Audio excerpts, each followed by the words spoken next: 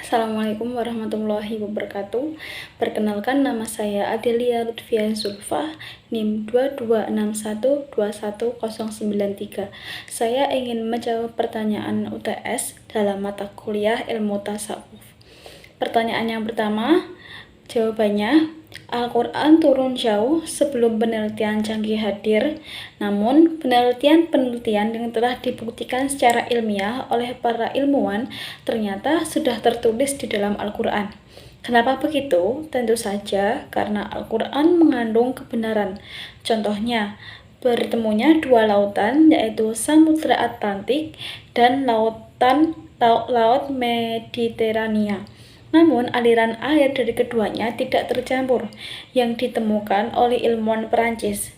Seorang Muslim pun menjelaskan bahwa fenomena ini telah disebutkan dalam Al-Quran, yang mana ada dua aliran lautan yang mengalir dan antara keduanya ada batasan yang tidak dilampaui, yang dinyatakan juga dalam surat Ar-Rahman ayat 19-20 dan surat Al-Furqan ayat 53.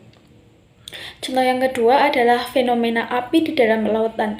Bahwasanya ilmuwan telah menemukan api di dasar lautan pada pertengahan tahun 1990-an. Api tersebut juga panas suhunya, tapi tidak cukup untuk memanaskan semua air di dalamnya, yang tidak dapat memadamkannya. Hal ini sudah tertulis dalam Al-Quran surat At-Tur ayat 1 sampai ayat 6. Sebenarnya contoh-contoh dalam Al-Quran ini sudah banyak, tapi saya hanya menyebutkan dua. Kemudian cara membuktikan secara ilmiah dalam hadis adalah yang pertama, konteks historis. Memahami konteks di mana hadis tersebut diucapkan dapat memberikan wawasan tentang relevansi.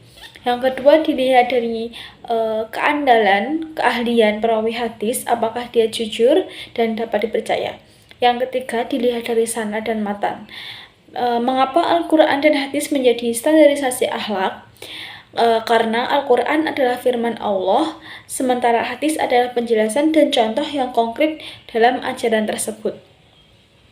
Yang nomor dua adalah ada 4 aliran. Yang pertama adalah aliran nativisme. Bahwasanya aliran ini berpendapat anak tiap lahir sudah mempunyai pembawaan. Kemudian aliran yang kedua adalah empirisme. Aliran ini berkebalikan pada aliran nativisme, bahwasanya setiap anak yang lahir tidak mempunyai bawaan atau tidak mempunyai potensi. Dalam artian yang mereka pahami dalam aliran ini, bahwasanya bayi lahir dalam keadaan suci. Jadi yang mempengaruhi dalam mempunyai potensi atau bakat adalah lingkungan dan pendidikan. Kemudian aliran konvergensi. Aliran ini bagian gabungan dari aliran nativisme dan empirisme. Untuk aliran naturalisme maksudnya adalah aliran yang natur, yang maksudnya di mana anak itu akan dididik, maka anak itu akan mengikutinya. Seperti contohnya, jika anak itu dididik dalam lingkungan baik, dia akan mencontoh semua perbuatan-perbuatan itu dan dia akan melakukannya setiap harinya. Kemudian menurut Islam, aliran ini Islam mengintegrasikan faktor yang mempengaruhi perbuatan akhlak, namun pandangan utama tetap berasal dari Al-Quran dan hadis. Kemudian yang nomor 3, mengapa kita harus berakhlak kepada Allah? Karena dengan kita berakhlak kepada Allah, maka kita akan mengikuti ajarannya yang tercantum pada Al-Quran dan hadis. Kemudian bentuk-bentuk berakhlak kepada Allah, yang pertama adalah mengamalkan ajarannya dan menjauhi larangannya. Yang kedua adalah mendekatkan diri kepadanya. Yang ketiga, bersyukur, bertaubat. Yang keempat, bertobat. Yang kelima adalah berbuat baik kepada sesama. Kemudian yang nomor 4, jawabannya adalah karena saat itu pada masa Nabi,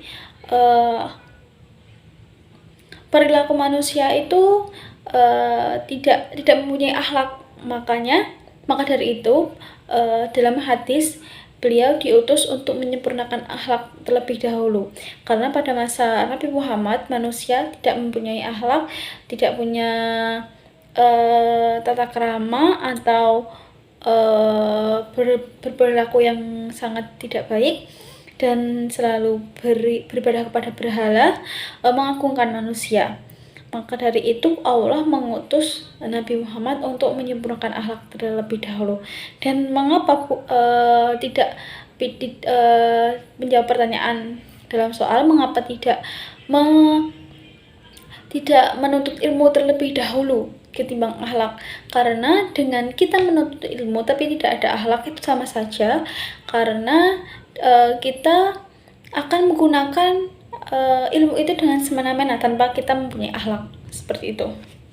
Kemudian yang nomor 5, kenapa kita dianjurkan untuk memperbanyak membaca sholawat dalam kehidupan sehari-hari? Karena dalam kita membaca sholawat, kita akan mendapatkan pahala, dihapuskan dosanya, dan bisa hajat kita terkabul, dan kita bisa melakukan sholawat di mana saja, di waktu kapan saja, dan syafaatnya ini sangat besar. Dan dalam Al-Quran dan hadis juga sudah dijelaskan pada Al-Quran, yaitu surat Al-Ahzab ayat 56, dan hadis yang berbunyi, barang siapa yang membaca sholawat kepadaku sekali, niscaya Allah akan bersolawat kepadanya 10 kali, menghapus dosanya 10, dan mengangkat derajatnya 10 tingkatan. Terima kasih, itu jawaban dari saya. Wassalamualaikum warahmatullahi wabarakatuh.